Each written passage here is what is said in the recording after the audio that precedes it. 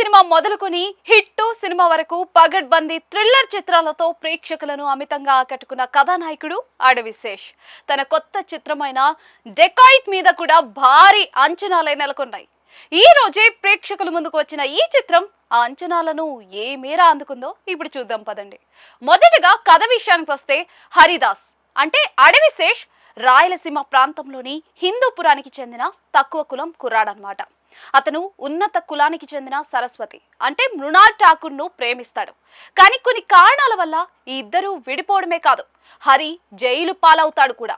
జీవిత ఖైదు అనుభవిస్తున్న అతడు తాను ఇలా కావడానికి సరస్వతినే కారణమని రగిలిపోతూ ఉంటాడు. ఎలాగైనా జైలు నుంచి తప్పించుకుని సరస్వతి మీద పగ తీర్చుకోవాలని చూస్తున్న అతడికి ఓ అవకాశం వస్తుంది. దాన్ని అతను ఉపయోగించుకున్నాడా? సరస్వతి మీద ప్రతీకారం తీర్చుకున్నాడా? ఇంతకీ గతంలో వీరి మధ్య ఏం జరిగింది? నిజంగా హరి జైలు పాలవడానికి సరస్వతినే కారణమా? ఇన్నేళ్ల తర్వాత సరస్వతి ఏ స్థితిలో ఉంది? తిరిగి సరస్వతిని కలిశాక ఆమెతో హరి ప్రయాణం ఎలా సాగింది? ఈ ప్రశ్నలన్నిటికీ కూడా తెర మీదే సమాధానం తెలుసుకోవాలి. కథనం విశ్లేషణ విషయానికి వస్తే, కొన్ని సినిమాలకు దర్శకుడి మీద అంచనాలుంటాయి, కొన్ని చిత్రాలకు హీరో మీద అంచనాలు పెట్టుకుంటాం, కొన్ని సినిమాలకు నిర్మాతల్ని చూసి ఎక్కువ ఊహించుకుంటాం. ఆయా వ్యక్తులు అప్పటిదాకా తీసిన సినిమాలు వారి మీద అంచనాలు పెంచుకునేలా చేస్తాయి. వాళ్ళు నెలకొల్పిన ప్రమాణాలకు తక్కువగా కంటెంట్ ఉంటే నిట్టూరుస్తాం.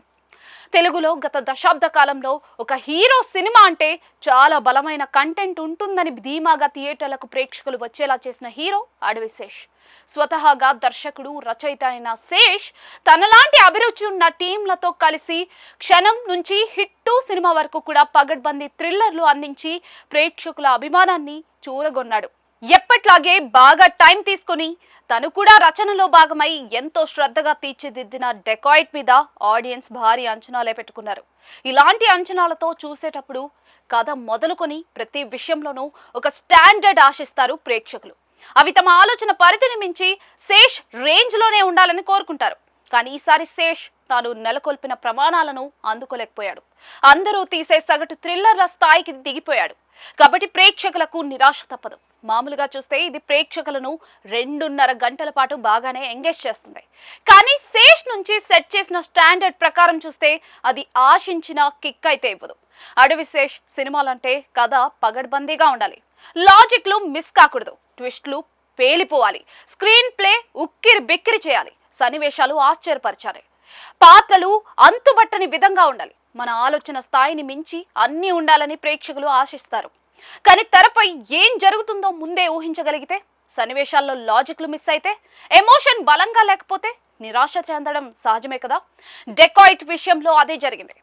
2.5 గంటలకు పైగా నిడివి ఉన్న డెకాయిట్ ఎక్కడా కూడా బోర్ అయితే కొట్టించదు. శేష్ సినిమాల్లో ఎప్పుడూ కనిపించే రేసి స్క్రీన్ ప్లేతో కథ ఎక్కడా ఆగదు. సన్నివేశాలు పరుగులు పెడుతూ ఉంటాయి, కొన్ని సీన్లు మంచి కిక్కిస్తాయి కూడా. కానీ సినిమా మొత్తంగా ఇవ్వాల్సినంత కిక్ అయితే ఇవ్వలేదు. ఏ దిల్ మాంగే మోర్ అన్నట్లుగా ఇంకా ఏదో ఆశిస్తూ ఉంటాం, కానీ నిరాశ తప్పదు. అందుకు ప్రధాన కారణం ప్రధాన పాత్రలను, కథలోని కీలకమైన విషయాలను బలంగా తీర్చిదిద్దకపోవడం, ఎమోషనల్ కనెక్ట్ మిస్ అవ్వడం. ముఖ్యంగా లీడ్ పేర్ మధ్య ప్రేమ సన్నివేశాలను కానీ, వారి మధ్య ఎడబాటుకు దారితీసే సన్నివేశాలను కానీ ప్రభావవంతంగా చూపించకపోవడంతో ఎమోషన్ పండలేదు. అదే సినిమాకు అతిపెద్ద మైనస్. తాను ప్రాణంగా ప్రేమించిన అమ్మాయిని నాశనం చేయాలి అనేంతగా హీరోయిన్ మీద హీరో అదే పనిగా రగిలిపోతున్నాడంటే అందుకు కారణాన్ని తన కోణంలో చాలా బలంగా, కన్విన్సింగ్ గా చూపించాలి. కానీ డెకాయిట్ లో అది జరగలేదు. ఈ సీన్ లో కథ మలుపు తిరగాలి తప్పదు కాబట్టి తిప్పారు, అతను అపార్థం చేసుకోవాలి తప్పదు కాబట్టి చేసుకున్నాడు అన్నట్లుగా ఎపిసోడ్ అయితే నడుస్తుందన్నమాట. అందులోనే కాక ముఖ్య సన్నివేశాల్లో కూడా ట్విస్ట్లు కూడా బలవంతంగా ఇరికించినట్లుగా అనిపిస్తుంది తప్ప ఆర్గానిక్ గా అనిపించలేదు. హీరో పాత్ర చిత్రణ సైతం గందరగోళంగా అనిపిస్తుంది సినిమాలో. జైల్లో ఉండగా అతడికి ఇచ్చే బిల్డప్, తర్వాత ప్రవర్తించే తీరుకు గతంలో జరిగిన దానికి అసలు పొంతనే లేదు.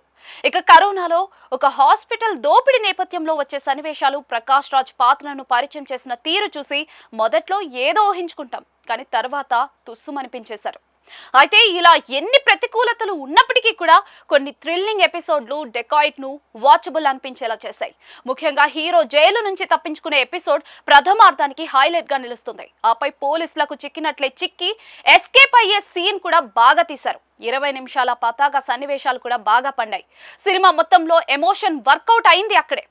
హీరో పాత్రకు ఇచ్చిన ఫినిషింగ్ టచ్ కూడా బాగుంది. సినిమాలో శేష్ మార్క్ స్పష్టంగా కనిపించేది అక్కడే. ఇదే మెరుపులు మిగతా చోట్ల కూడా ఉండుంటే, ఫ్లాష్ బ్యాక్ ఎపిసోడ్ ను బలంగా తీర్చిదిద్దుకుని ఉంటే డెకాయిట్ లెవెల్ వేరేగా ఉండేది. ముందే అన్నట్లుగా ఇది మామూలు కళ్ళతో చూస్తే ఓకే అనిపించే థ్రిల్లర్. కానీ శేష్ సినిమా కదా అని ఎక్కువ ఆశిస్తే మాత్రం నిరాశ తప్పదు.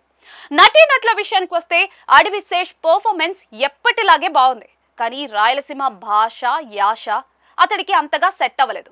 అయితే 10 ఏళ్లు జైలు జీవితం గడిపి కర్కశంగా మారిన వ్యక్తిగా తన అపియరెన్స్ హావభావాలైతే ఓకే అనిపిస్తాయి. పతాక సన్నివేశాల్లో శేష్ నటన ఆకట్టుకుంటుంది. ఎమోషన్ బాగా పండించాడు. మృణాల్ ఠాకూర్ ను సినిమాలో బెస్ట్ పర్ఫార్మర్ అని చెప్పుకోవచ్చు. శేష్ ను డామినేట్ చేసే స్థాయిలో ఆమె సరస్వతి పాత్రను పండించింది. ఎక్కడా కూడా వంక పెట్టలేని స్థాయిలో నటించింది. భావోద్వేగాలు పండించడంలో తన ప్రత్యేకతను ఆమె మరోసారి చాటుకుంది. అనురాగ్ కశ్యప్, ప్రకాష్ రాజ్ పాత్రలు అనుకున్నంత స్థాయిలో లేవు. అనురాగ్ నటన వరకు ఓకే అనిపించాడు. ప్రకాష్ రాజ్ గురించి అయితే చెప్పడానికి ఏమీ లేదు. సునీల్ పర్వాలేదు. కామాక్షి భాస్కర్లా బాగానే చేసింది. మృణాల్ భర్తగా నటించిన ఆర్టిస్ట్ అయితే ఆకట్టుకున్నాడు.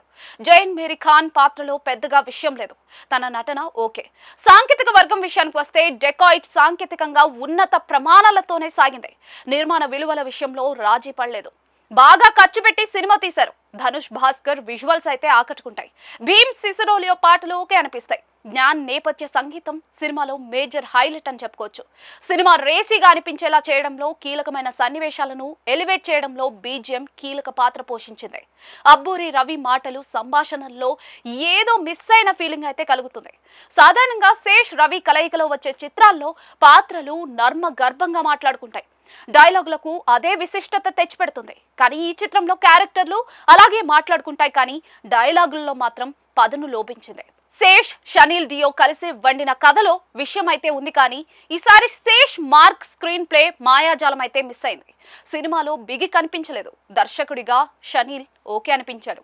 చివరిగా డెకాయిట్ ఓకే అనిపించే థ్రిల్లర్. రేటింగ్ 5కి 2.75 ఇవ్వచ్చు.